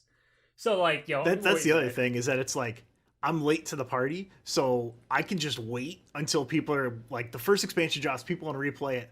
I'll be the fresh player. Other person could be the co-op person, and then it could go through the game that way, I think that'll be the best time for me to hop on. And also the game will probably be half off by then. Yeah. And I'm a little poor. I got $2,000 I gotta pay off for my rabies bite. Before I go and move to the next topic, because I still want to talk about a couple more things in this nearly 2 hour long episode, is I want to criticize the romance. I never got to fully say what my criticism was. Because we kept interjecting with like some bullshit because the game's really buggy and stupid. But the fact that it is so easy means that it doesn't mean anything, but also the fact that you don't even have to try like with dialogue prompts. Like I don't even have to flirt with them. I can just be nice and they'll be all over me. Case in point, I'm doing my second playthrough and I'm doing all the because Lake Zelda's scene's all bugged out. I'm basically trying to get all the things that I missed because I was good at the video game and didn't rest every 5 fucking minutes, right? Yeah. And while doing that, Karlach is all over me. I didn't use her in my first run because I killed the goblin. I sided with the goblins, which means she can't be a party member because she thinks I'm evil. Same with Will. So I just missed her entire content, right? But all I've done is just be mildly nice, not even remotely hit on her. With Gale, there's at least like I can astral project homosexual thoughts into his head, right? In defense of Gale, I was even less fucking nice to Karlach, where I even said like, oh wait, she's coming on to me. I told Karlach, man, that's crazy. And she still is all over my ass. She still said the line of, God, I want to ride you until you see stars. fuck off. Actually, Ma'am, fuck off. we are at camp. I don't even know you. It's so hard to just romance one person. It is so hard to just be monogamous in this fucking game, written by completely sex-starved nerds who only want polycules all the time. So much so that there will be some characters like Shadowheart who will offer to be in a polycule with Halsin the Druid, and if you say no, she will be unhappy with it and disapprove it, and you'll lose friendship points with her because this game is fucking awful. I just scrolled up in the Discord chat. You said, uh-oh, looks like someone fell asleep at the slumber party. And it's the bard stabbing a needle into your eye. All right, let me explain that bit. So, because the parasite climbs into the back of your eyeball, Volo, who's a recurring character in the Baldurs Gate series, the entire manual for Baldurs Gate 2 is written by him, and it's in character. So, Volo, he's like, oh, I have an idea. I'll sneak this pick back behind your eyeball and jam that little fucker in the back of your head. And you say, that's awful. Do it. And so you lay down and he goes, and just gets it right up into your eye. He's like, uh-oh, I think it's stuck on something. And the narrator's like, the ice pick, the needle is stuck between your, wait, what's the cord that actually links your eyeball together? Your the brain? cornea. Yeah, it's stuck behind, and actually it's stuck in the back there. Like, let me just pop out with a little more force there. Yeah, and he rips out the fucking pick. He's like, oh, well, all right, I'm gonna need a little better tool for this one. Volo reaches into his bag. Volo pulls out an ice pick. All right, then. He says, this is your last chance to object. And he's like, all right, Volo, dab me up. And he goes like full ass like lumberjack, like fucking, you know, the wind up fucking right into your fucking eyeball. And your dialogue choices are and ack. while he's squirming the pick in your fucking eye. Does it work, or do you just die? He rips your entire eyeball out, and you go, what the fuck? You ripped out my goddamn eye! He's like, look, I know there's a little cosmetic damage, but don't worry. I have something better than that jelly substance you had in your head before. Reaches into his back pocket and pulls out a magical fucking clockwork eyeball that he puts it into your head, and it lets you see invisible enemies within 9 meters.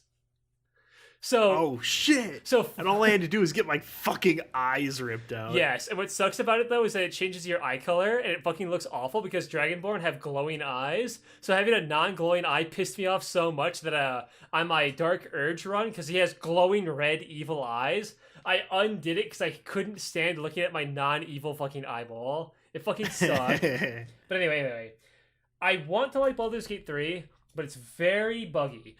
Act 1 is the best. Act 1's a very good game. Act 2 is like a quality over quantity, where it's a lot shorter, but like it's nice. Everything works relatively well. Act 3 is a mess, and I hate it. Act 3 is buggy as fuck. It has frame drops like crazy, which is not my computer because I have a good computer. Everyone experiences it. It's just the engine can barely handle it.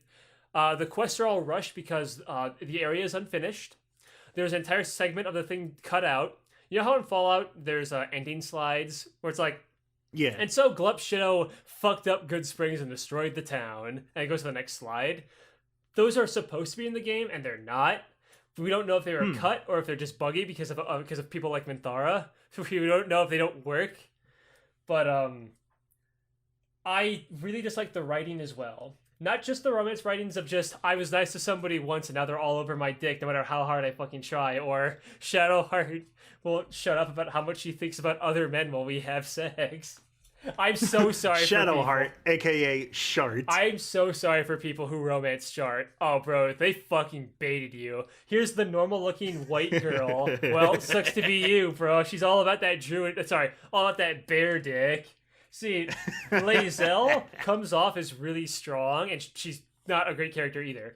But what I liked about her is because her sex scenes didn't play because of the aforementioned bugs with all the fucking story bits, I ended up liking her more because I didn't just get rewarded with fucking alien goochi 2 minutes into the game from leaving the Nautiloid. I had to actually do her storyline, convince her to stop following her weird zealot fucking cult to fucking Vlaakith, see her save Orpheus and shit, and like, her questline involved me having to go get the hammer and going to sign a contract with a devil, then going to hell to rip the contract up so I could scam the devil by taking the hammer and ripping the contract and just leaving.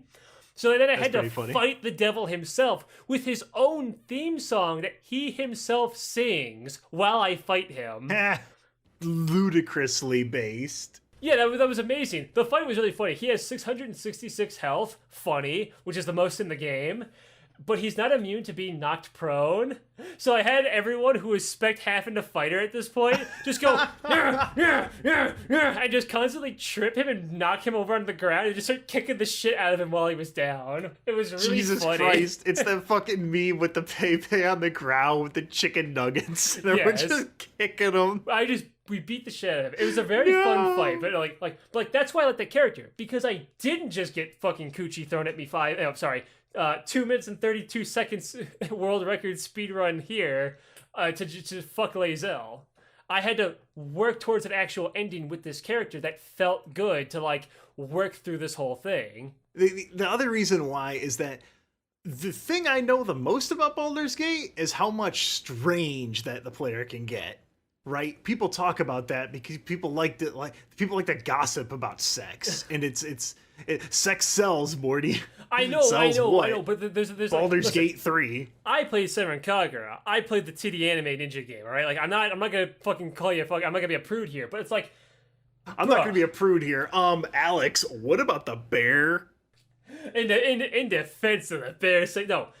You have to at least, you don't get that till Act 2 at least. Like, you have to save house and then go hold a quest line with him. Like, it doesn't feel special when I'm just handed it. See, the fucking World of Warcraft Ashbringer, where, like, the most legendary weapon ever. Oh, everyone just gets it 5 minutes into being a paladin. That doesn't feel good, damn it. Like, it felt good because she bugged out, and I had to actually break this fucking evil cult warrior lady out of her fucking cult and, like, be a normal fucking person to the most that a gift could possibly be. I liked her story. Like, she's my favorite character because it didn't play correctly.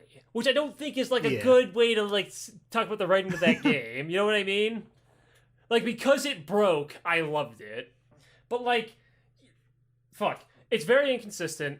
I'm trying to just go on an adventure with my friends, and my friends will not shut up. Like, imagine playing D&D, and there's one nerd that keeps wanting to try to roll to seduce, but he wants to seduce you. That's fucking weird. Oh, Aleks, you mean literally every fucking D&D group ever? I hate There's D&D. always a person like, I'm gonna attack the guards. I want to roll to seduce. It's like, shut the fuck up. I hate D&D. I'm never playing with you again. They should have just put the sex scenes in, like, Act 2 when you lock into the romance. In defense of the Christians, sex after marriage makes sense now. I get it now. It just took that githussy to convince me. It took the lack of githussy because it bugged out to convince me. But, like, anyway, I like that character for the most part. I like that game for the most part. I would only recommend, because Act 3 is a mess. Like, I'm replaying Act 1, I'm like, yes, Act 1 feels so good. This feels so polished. And then I'm remembering of just every single cutscene bugging out and A-posing in Act 3 and going, ooh. Because it ends on a bad note, right? It ends on a buggy, jank-ass note. And one last side thing, because I keep thinking about this game. It's a really expensive game. I'm sorry to talk about this the whole time, but there's one last thing that I didn't notice about the polish until I replayed it through Act 1 again. It's a really little thing, but the way the characters are animated, you know how in RPGs, like, let's say Mass Effect, characters will talk and they'll kind of cycle through a couple talk animations, like cross arm, lean to the left a little bit, or like wiggle their arms a little bit, or like snap their fingers. Like when you talk through an RPG, you can't animate every single cutscene ever for thousands of hours. You make a couple of presets that have them work, right? I had a funny moment with Skyrim when I replayed it recently. It was in the opening area. The guy's like, hurry up, run past here. The dragon's coming. And then he did this sassy hip pose. Yeah. Baldur's Gate actually animated every single dialogue thing in Act 1. So... So what happens is that you walk through Act 1, like, when I talked to Asterion one night in camp, Asterian's like leaning back, kind of like in like a chillax kind of pose on his back on the bedroll, and he's like, you know what? I have an idea. And then he does that fucking thing where you kick flip like off the ground, right, to stand back up. He's like, why don't we consume the Elfin parasites to gain more power? And it's just like, you don't animate like a cutscene like that in video games anymore, do you? Because like, a lot of it was mocapped, obviously. Or like when I was talking to Lazel again, because again, a lot of Lazel bugged out before, so I was doing things I didn't see before. When I was talking to... I think a lot of the animations in games are like, remember the Donkey Kong Country TV show? Yes. Or no, fucking Food Fight? The animations in Food Fight where people are like, I don't know if this is going to clip, so I'm just going to keep my arms way out to the side and whoa, yeah, they're over-exaggerated. But, well, it's a little better than Food Fight because it's been like 30 fucking years, but like... when characters are talking, they talk a lot with their hands. Example, Lazel was telling me how the Gale, the elephant, when you get infected with the mind parasite, she told me the symptoms of seraphromorsis, which is when you turn into an elephant. Like, your blood starts spewing out of your mouth, and she does this gesture where she holds her stomach while doing like a spewing motion with her hand. Right? She talks like that, and she does like a exaggerated hand gesture with her hands to say like your head explodes. Right? She talks like that. You never see that in Act 2 or in Act 3.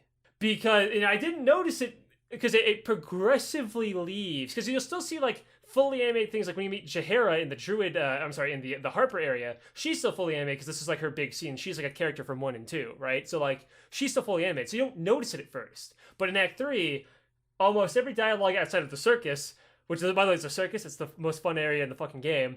Outside of the circus... Everyone just talks between, like, looking at you, wiggling their arms like a normal RPG. But I didn't notice it until I went back and saw, like, Lazel do these exaggerated motions.